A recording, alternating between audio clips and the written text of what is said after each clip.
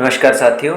आज का हमारा टॉपिक बेसिकली 8 वेस्ट ऑफ लीन और कुछ हम लीन के ही और टॉपिक्स भी कवर करेंगे क्वालिटी से रिलेटेड।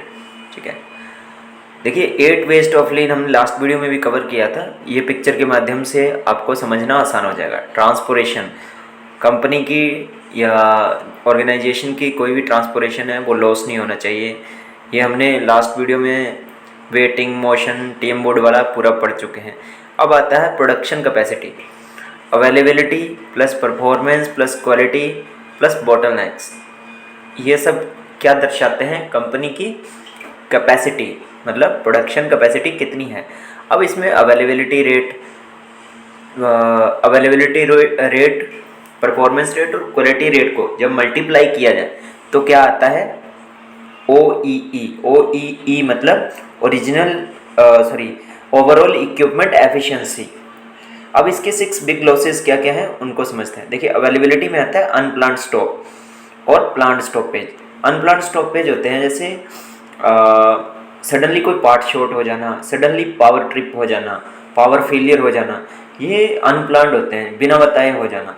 ठीक है। दूसरा है प्लान्ड स्टॉपेज की। ठीक है, हमने प्रोडक्शन को अचीव कर लिया, हम प्लानिंग से बंद कर रहे हैं, उसको बोलते हैं प्लान्ड स्टॉपेज। सेकेंड है performance, small stops slow cycle. Small stop होते हैं कोई प्रोसेस में बार बार पॉज लगा के काम करना, चलते चलते में मान लो क्वालिटी ख़राब होना, टीम मेंबर के द्वारा बार बार लाइन रोकना, वो स्मॉल स्टॉपेज में आता है। इसके बाद है slow cycle. Slow cycle in the sense कि लाइन की स्पीड स्लो होना। मान लो कि अगर एक कंपोनेंट 16 सेकंड में बन रहा है, उसको 18 सेकंड में बन रहा है, तो वो साइकिल स्लो हो गया। उसमें स्किल का इशू भी आ सकता है, बहुत सारे रीजंस आ सकते हैं। नेक्स्ट है क्वालिटी।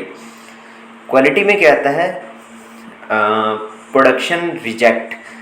प्रोडक्शन के दौरान मान लो कोई भी फेलियर मशीन में आ जाता है, मशीन ख़राब हो जाती है, कोई जिग डैमेज हो जाता है, कोई टूल ख़राब हो जाता है, उसमें अगर रिजेक्शन जनरेट हो रहा है, उसको क्या बोलेंगे हम? प्रोडक्शन रिजेक्ट या रिजेक्शन।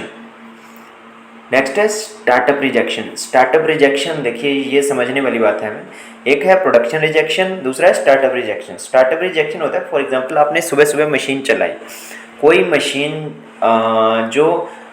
जिसको एक इनिशियल टेम्परेचर चाहिए हो, कि मान लो कोई मशीन है जैसे उसमें कोई कंपोनेंट डालते हैं तो वो 60 डिग्री टेम्परेचर पे बेक होके बाहर आना चाहिए।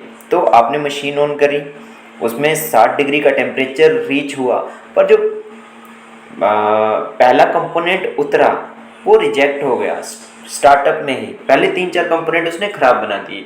रीज़न इज़ कि वो एक तो होता है आप कंटिन्यू प्रोडक्शन कर रहे हो रनिंग मशीन, रनिंग कंडीशन में, तो एक इनिशियल रेंज में होता है टेम्परेचर। एक होता है आप धीरे धीरे वो अपनी उस रेंज में आ रहा है, पर 60 से पहले ही मशीन ऑन कर दिया आपने, लो टेम्परेचर पे अगर कंपोनेंट बनाया, तो वो स्टार्टअप रिजेक्शन में काउंट होता है। क्योंकि हर मशीन वैसे तो क्वालिटी या सेफ्टी के जितने भी पैरामीटर्स हैं उनसे इंटरलॉक्ड होनी चाहिए। फॉर एग्जांपल अगर कोई मशीन 60 डिग्री टेम्परेचर पे कोई कंपोनेंट बना रही है, तो वो 60 डिग्री से अगर कम होता है, +-2 होता है, तो वो मशीन ऑटो में रुक जानी चाहिए। ये सारी एक्टिविटी हम किस लिए करते हैं? Customer satisfaction.